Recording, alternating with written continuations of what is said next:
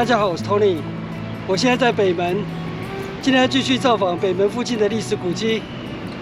北门附近古迹非常的密集，我后面就是国定古迹北门成人门，再过去一点是台湾总督府铁道部，我前几天刚参观过。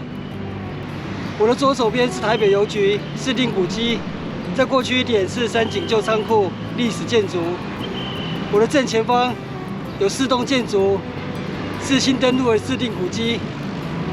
博爱路2号、4号、6号、8号是日治时代的京丁通电屋。好，我们现在看一下，坐落于博爱路延平南路口的这一栋建筑，博爱路2号，被称为北门相机街三角屋。日治时代这栋建筑的2、3楼是中央食堂，1楼是东京堂钟表店，也是草山循环巴士的乘车站。博爱路2号、4号、6号、8号，这4栋是市定古迹。京丁电屋是昭和初期京丁改筑时新建的建筑，店屋立面有4柱3窗，是主要的特征。博爱路是台北市著名的相机街，日治时代是京丁通。这里是邮政博物馆台北馆，我们进来参观。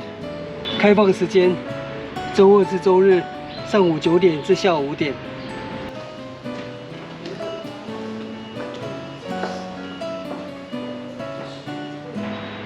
这是可以免费参观。这是最古老的邮筒，这是清光绪32年的邮筒，是中国最早的邮筒。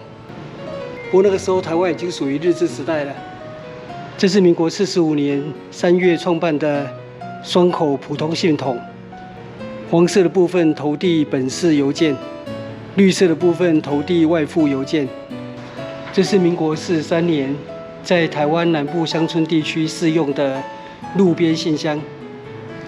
夏日造访这附近的古迹，可以进来里面参观，可以增长知识，又可以吹吹冷气。火车行动邮局，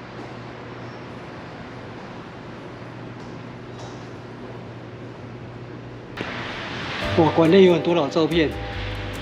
市定古迹台北邮局属于现代主义建筑风格，不过还保留了一些古典建筑样式。以前只有3层楼，战后增建1层楼，所以现在看到的是4层楼的台北邮局。这是台湾近代画作邮票巡礼，郭雪芙的作品《南街英藏》。这是亲子益智区。这地方蛮适合带小朋友来的。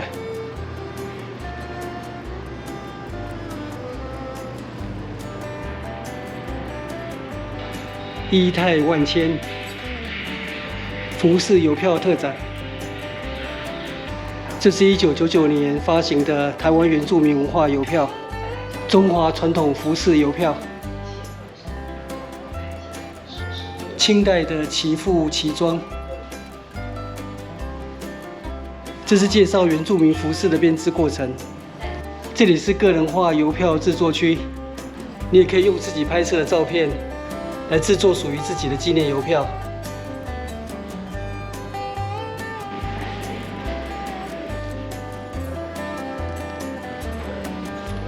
我们现在离开邮政博物馆台北馆，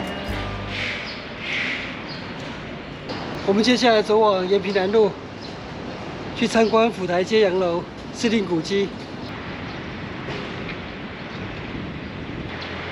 延平南路日治初期称为府台街。府台街洋楼建于1910年，1楼石砌，2楼木结构，外墙为洗石墙，当时被称为九桃处。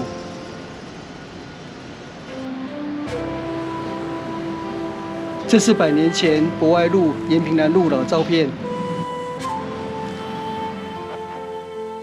这是清代台湾巡抚衙门，所以日治时代就将衙门前的这条街道命名为府台街。后来改名为大河町通。福台街洋楼是日本人高石宗造新建的楼房，作为营造商高石主办公室，后来成为佐土原商会办公室。战后房子转卖给台湾人，陆续出租给人民报道报社、天利水电行。1950年，这栋洋楼受到人民报道事件波及，遭到查封，被国防部接管，后来作为军法处宿舍。1997年，福台街洋楼被登录为台北市市定古迹，展开古迹修复工程。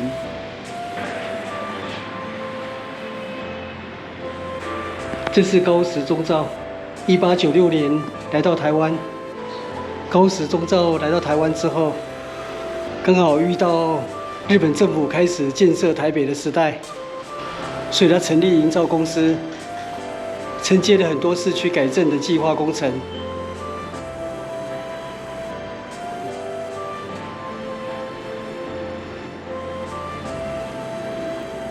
这是高石主进行的水路开凿及隧道，龟山水力发电厂。这是总督府博物馆，也是高石主承揽的工程。这是台北电话交换所，是台湾也是日本第一栋整体以钢筋混凝土建造的建筑，也是高石主承揽的建筑工程。可惜现在已经消失了。原址位于衡阳路91号，现在的兆丰国际商业银行大楼。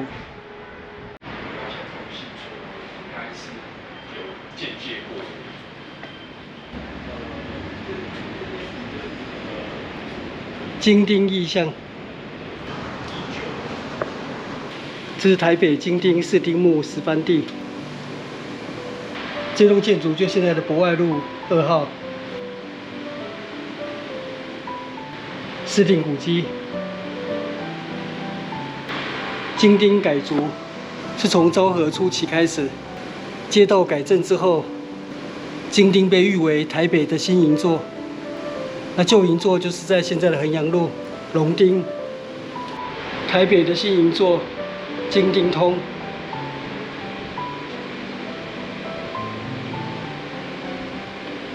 这是1931年的老照片。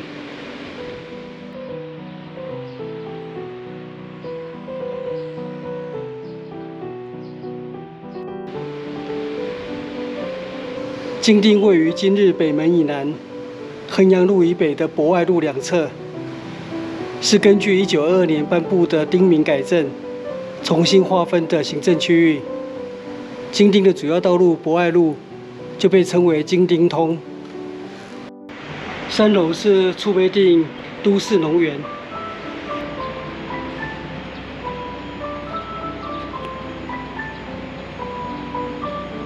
现在已经上午11点半了，肚子有点饿，所以我想今天的旅行就在这边结束。虽然还有几个景点没有参观，不过肚子饿其实不是主要的理由，主要是因为我觉得一次参观太多景点，回去以后剪片的时候都会蛮心疼的，因为有时候拍的影片长度有1个小时，但是最后只剪出11、2分钟的影片而已。虽然不至于边剪边掉泪，但是我会觉得蛮遗憾的。有一些内容因为由于片子太长，所以只好割舍。所以我想今天就只参观到这里，剩下没有参观的就改天再过来拍。这样子的话，可以比较深入的介绍每一个景点。那我今天的北门附近的古迹之旅就到这边结束，谢谢收看，我们下次见，拜拜。